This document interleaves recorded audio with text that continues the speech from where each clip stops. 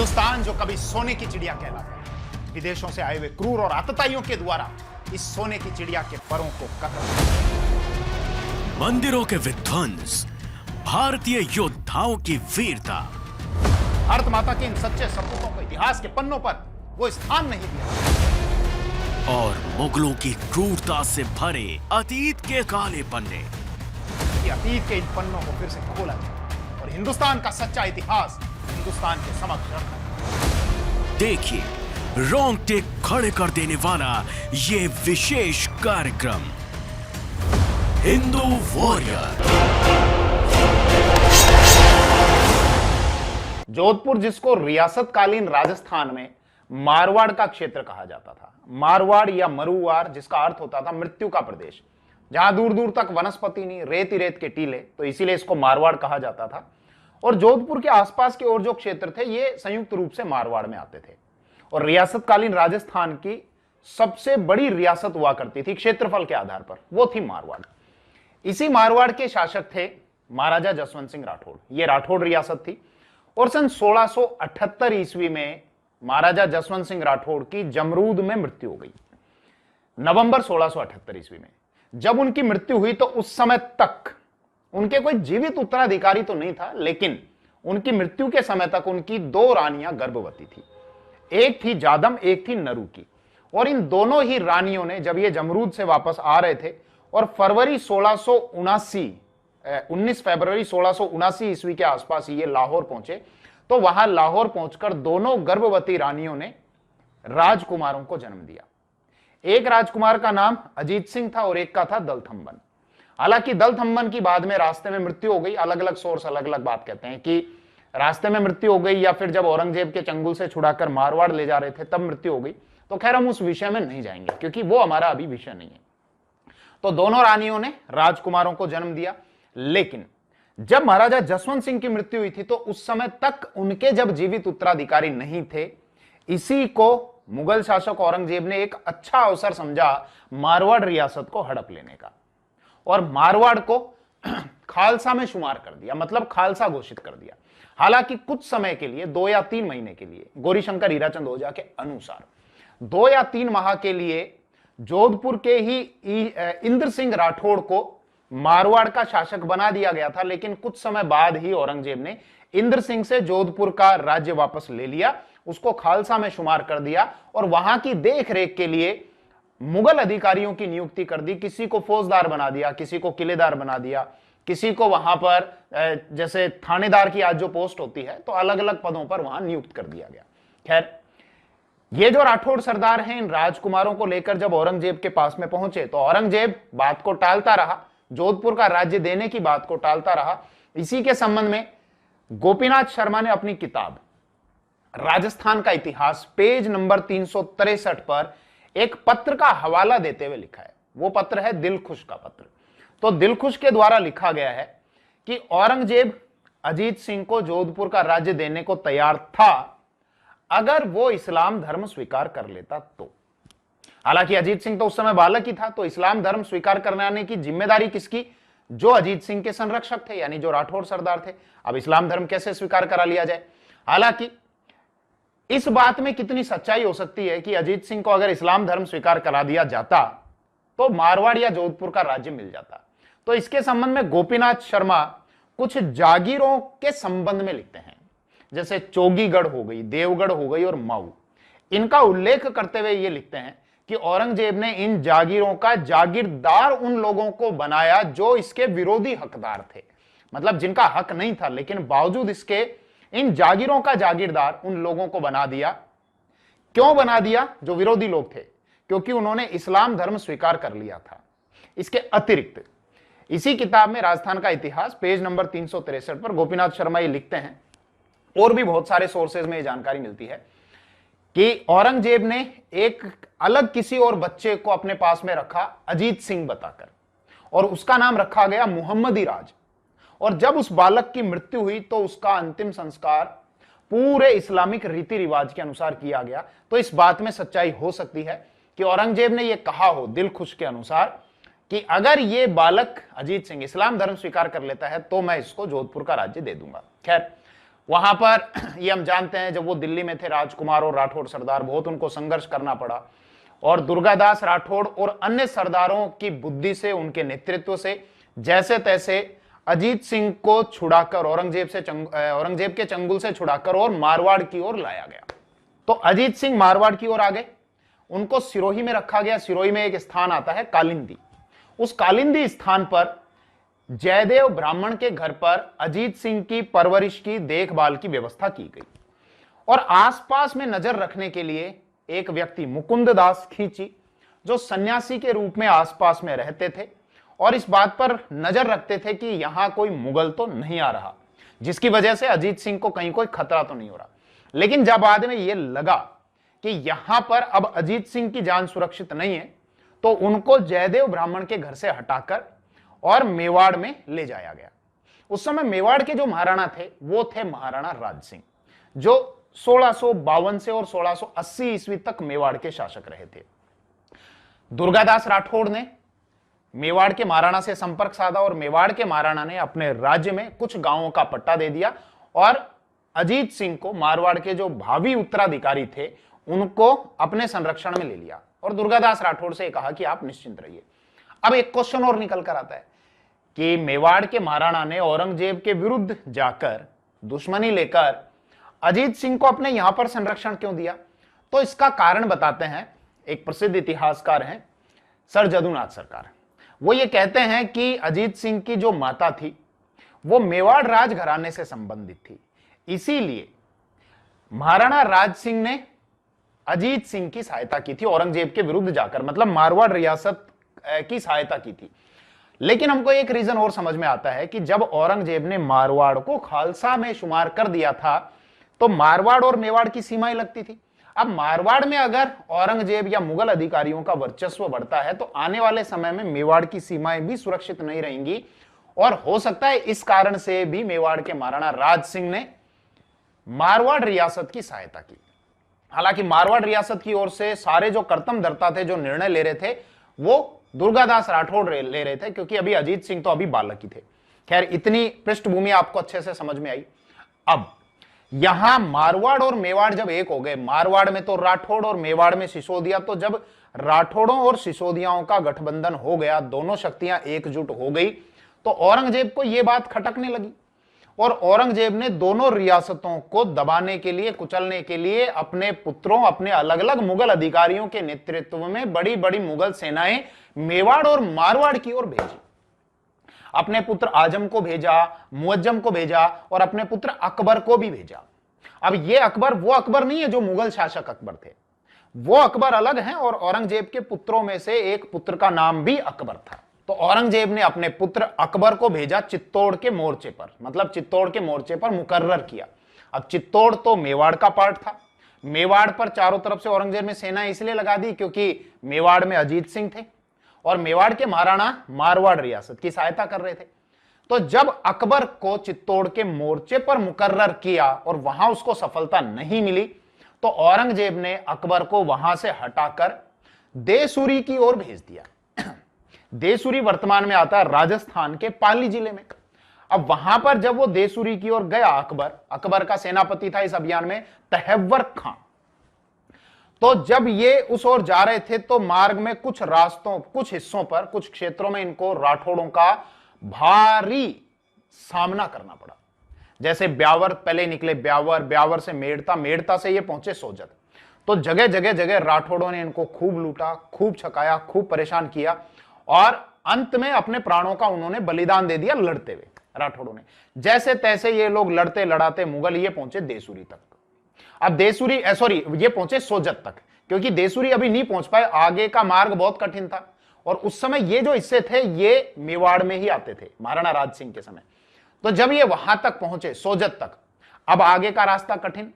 आगे अकबर ने अपने मंत्री तहव्वर खां से कहा कि तुम आगे बढ़ो देसूरी की नाड़ की तरफ। अब वो बढ़ने में हिचकिचा रहा था, उसको डर लग रहा था, क्योंकि अभी कुछ समय पहले इन्होंने जब एक मुगल अधिकारी को भेजा था जिसका नाम था हसन खां, तो बहुत लंबे समय तक वो गायब रहा था। वहां का जो जंगल है वो इतना भयंकर जंगल हुआ करता था। आज भी अगर आप कभी जाइए उदयपुर साइड में, वहां पहाड़ों को आप देखिए, वहां पेड़ पौधों को आप देखिए, जंगल को देखिए, और एक बार इमेजिन करने की कोशिश कीजिएगा कि आज जब इतना भारी जंगल है, जबकि इतना डेवलपमेंट हो चुका है, तो उस समय कितना भयानक जंगल हुआ करता होगा। और उस जंगल में अगर कोई छिप जाए और छापामार युद्ध नीति से अगर आक्रमण करे तो पकड़ना इम्पॉसिबल सा होता था। तो ये लोग जैसे तैसे गिरते पड़ते और ये पहुंच गए अंत में फाइनली देसूरी की नाल पर। और वहां से अकबर ने अपने मंत्री तहव्वर खां को कुंभलगढ़ की ओर भेजा आक्रमण करने के लिए। लेकिन यहां राठौड़ों और सिसोदियों दोनों ने तहव्वर खां के माध्यम से अकबर से संपर्क साधा और अकबर से यह कहा कि हम तुमको अगला मुगल बादशाह बनते हुए देखना चाहते हैं। हम औरंगजेब को गद्दी से हटाकर आपको मुगल बादशाह बना देंगे और आपके इस अभियान में राठौड़ और सिसोदिया आपके साथ रहेंगे। अब अकबर को भी ये अच्छा अवसर लगा कि भाई मेरा पिता ही क्यों रहे मुगल बादशाह, मैं ही क्यों ना बनूं। और ये भाव भी अकबर के, ये बातें भी अकबर के दिमाग में रही होंगी कि औरंगजेब ने भी तो अपने पिता के साथ ऐसा ही किया था, अंतिम समय में कैद कर दिया था, जेल में डाल दिया था। तो अकबर को यह अच्छा अवसर लगा और अकबर ने 1 जनवरी 1681 को नाडोल स्थान पर, नाडोल जो वर्तमान में आता है राजस्थान के पाली जिले में, नाडोल स्थान पर अपने आप को औरंगजेब के जीवित रहते, मतलब अपने पिता औरंगजेब के जीवित रहते अपने आप को अगला मुगल बादशाह घोषित कर दिया। अब कुछ और मुगल अधिकारी अपनी सेना लेकर अकबर का सहयोग करने के लिए आ रहे थे, क्योंकि उन लोगों को औरंगजेब ने अजमेर से अकबर के पास में भेजा था ताकि सेना और संगठित हो और मजबूत हो, ताकि मेवाड़ और मारवाड़ के विरुद्ध, उनके संयुक्त मोर्चे के विरुद्ध अच्छे तरीके से अभियान चलाया जाए। तो जब ये मुगल अधिकारी आ रहे थे, शहाबुद्दीन खां और हमीद खां, इनको रास्ते में खबर मिली कि अकबर तो विरोधी हो गया, तो ये लोग वहीं से वापस मुड़ गए और ये पहुंचे वापस औरंगजेब के पास में और औरंगजेब से ये कहा आपका बेटा तो विरोधी हो गया। औरंगजेब का माथा ठनका, ये क्या हुआ, बेटे को भेजा था उनके साथ में लड़ने के लिए, बेटा उनके साथ में मिलकर मेरे से लड़ने के लिए आ रहा है, और छोटी मोटी सेना लेकर नहीं, क्योंकि एक सेना तो अकबर के खुद के पास में थी, इसके अलावा राठौड़ों और सिसोदियाओं की सेना भी मिल गई। तो वहां टोटल लगभग 70,000 की फौज अकबर के पास में इकट्ठी हो गई। जिन लोगों ने उसको सहयोग किया, हमें हां मिलाई, वो उसके साथ रहे। जिन लोगों ने अकबर का विरोध किया उनको कैद कर लिया गया, उनको बंदी बना लिया गया। अब अकबर इतनी बड़ी फौज लेकर अपने पिता औरंगजेब के विरुद्ध लड़ने के लिए चल पड़ा अजमेर की ओर। औरंगजेब उस समय अजमेर में था। अजमेर जिले में एक स्थान आता है वर्तमान में दौराई या देवराई, वहां पर औरंगजेब का कैंप लगा हुआ था और अकबर अपनी सेना लेकर आ पहुंचा कुड़की स्थान पर। कुड़की जो वर्तमान में राजस्थान के पाली जिले के जैतारण में आता है। कुड़की वही प्रसिद्ध स्थान है जहां पर प्रसिद्ध संत मीराबाई का जन्म हुआ था। मीराबाई के संबंध में आप सभी जानते हैं, वो कृष्ण भक्त थी। तो वहां पर कुड़की स्थान पर तो अकबर ने अपना कैंप लगाया और देराई या दौराई या देवराई स्थान पर औरंगजेब ने अपना कैंप लगाया। औरंगजेब ने भी अपनी शक्ति को संगठित करना शुरू किया। आसपास की जो उसकी फौज बिखरी हुई थी उन लोगों को बुलाना शुरू किया, इकट्ठा करना शुरू किया, अपने बाकी बेटों को बुला लिया और ठीक ठाक एक संख्या में सेना इकट्ठी कर ली। अब केवल यहां युद्ध से काम आने वाला नहीं था, तो औरंगजेब ने क्या किया, एक चाल भी सोची। उसने सबसे पहले क्या किया, तहव्वर खां से संपर्क साधा। वही तहव्वर खां जो अकबर का सेनापति था। और जब अकबर ने 1 जनवरी 1681 को स्वयं को पाली में अगला मुगल बादशाह घोषित किया, तो अकबर को तहव्वर खां को यह कहा कि अब आज से तुम मेरे मुख्यमंत्री, और इसके अलावा तुमको 7,000 की मनसबदारी देता हूं। बाकी और जो जो उसके साथ जो लोग थे, उसने कईयों को जागीरें बांट दी। भले ही उसके अधिकार में जागीर ही नहीं है, क्योंकि जागीर तो अभी किसकी, औरंगजेब की है, तो सबको जागीरें बांट दी, मनसबदारियां बांट दी। तो वही तहव्वर खां, उसको औरंगजेब ने संपर्क साधा और यह कहलवाया कि तुम अगर वापस मेरे पास में आ जाते हो तो तुम्हारे सारे अपराध, सारे गुनाह माफ कर दिए जाएंगे, और अगर नहीं आते हो तो तुम्हारी औरतों को खुले में अपमानित किया जाएगा। अब किस प्रकार से अपमानित किया जाता था ये आप सभी जानते हैं। अपमानित किया जाएगा और तुम्हारी जो संतानें हैं, तुम्हारे जो पुत्र हैं, उनको गुलाम बनाकर बाजार में बेच दिया जाएगा। तहव्वर खां वहां से औरंगजेब के पास में चला गया। अब किस प्रकार से गया, इसके संबंध में अलग अलग सोर्स हमको अलग अलग बात कहते हैं। जोधपुर राज्य की ख्यात अलग बात कहती है, गौरीशंकर हीराचंद ओझा अलग बात कहते हैं, मतलब थोड़ा थोड़ा उनमें डिफरेंस है। लेकिन मोटी मोटी बात यह है, तहव्वर खां वहां से गया और वहां जाने के बाद औरंगजेब ने उसकी हत्या करवा दी, तहव्वर खां को मरा दिया। इसके बाद औरंगजेब ने लिखा एक लेटर, वो लेटर लिखा अपने पुत्र अकबर के नाम से, लेकिन उस लेटर को पहुंचाया कहां? दुर्गादास राठौड़ के पास में। समझना, लेटर लिखा किसके नाम से? अकबर के नाम से, और पहुंचाया किसके पास में? दुर्गादास राठौड़ के पास में। लेटर में यह लिखा था कि बेटा तुमने बहुत अच्छा काम किया है, मेरे दोनों शत्रुओं को, मतलब राठौड़ों को और सिसोदियाओं को एक ही जगह पर इकट्ठा कर लिया।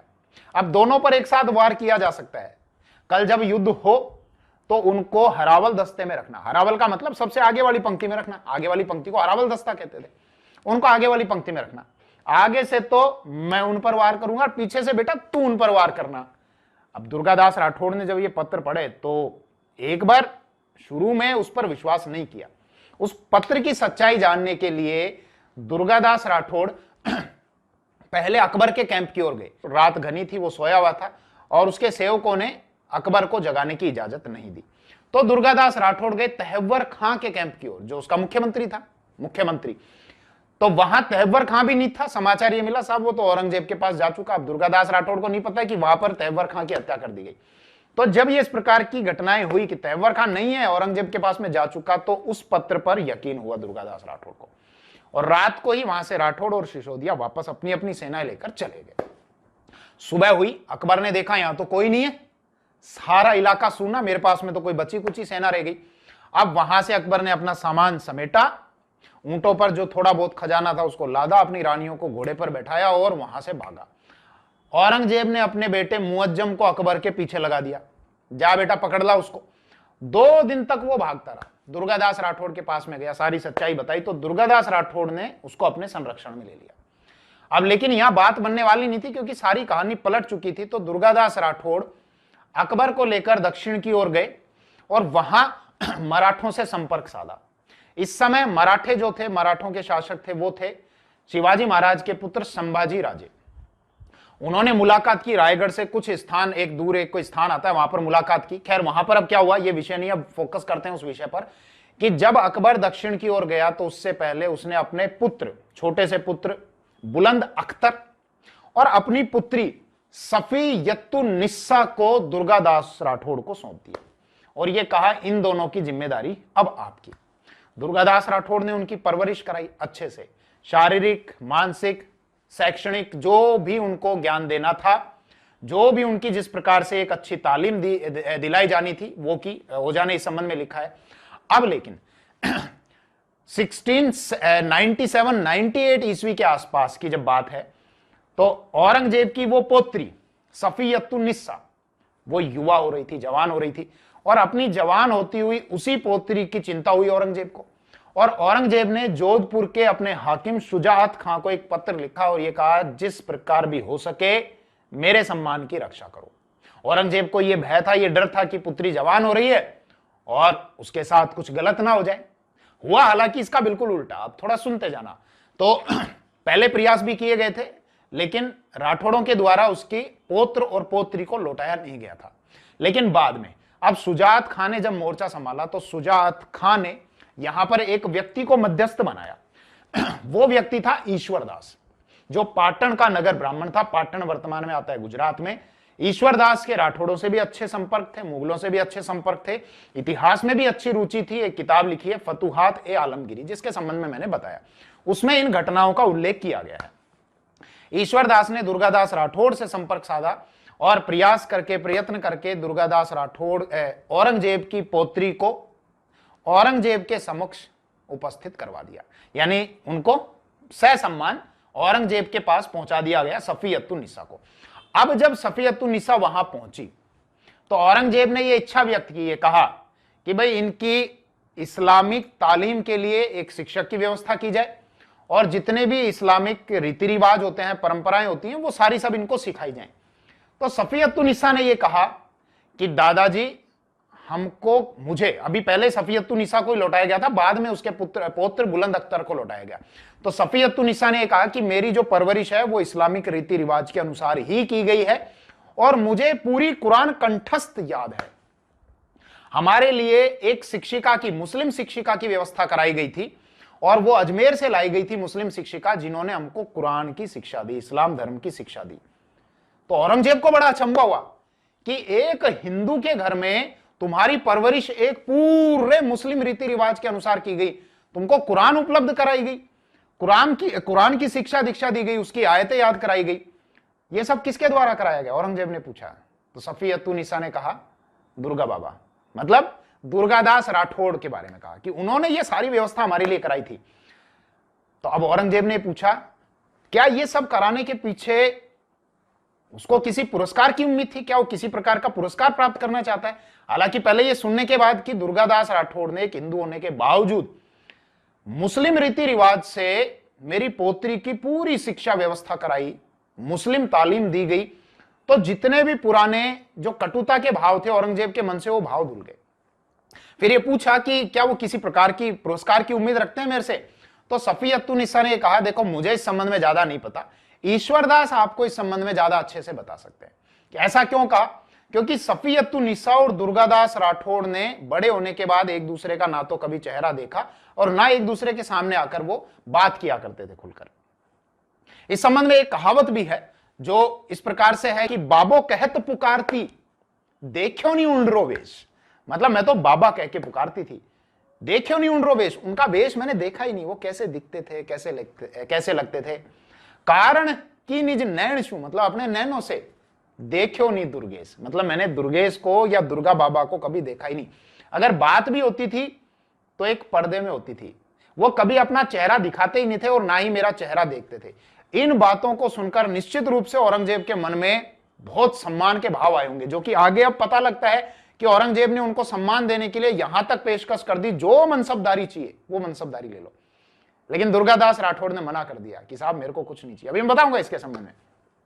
तो जब ये बातें सुनी तो निश्चित रूप से औरंगजेब के मन में बड़े सम्मान के भाव आए होंगे दुर्गादास राठौड़ के प्रति, और यह भाव भी आया होगा कि भले ही हमारे बीच में कितनी कटुता रही हो, भले ही हमने उनके हजारों योद्धाओं को मौत के घाट उतारा हो, भले ही उन लोगों ने हम पर बहुत हमले किए हो, हमारे थानों को लूटा हो, हमारे योद्धाओं को उन्होंने भी मौत के घाट उतारा हो, लेकिन उस व्यक्ति ने, दुर्गादास राठौड़ ने, अपने नैतिक मूल्यों का पतन नहीं किया।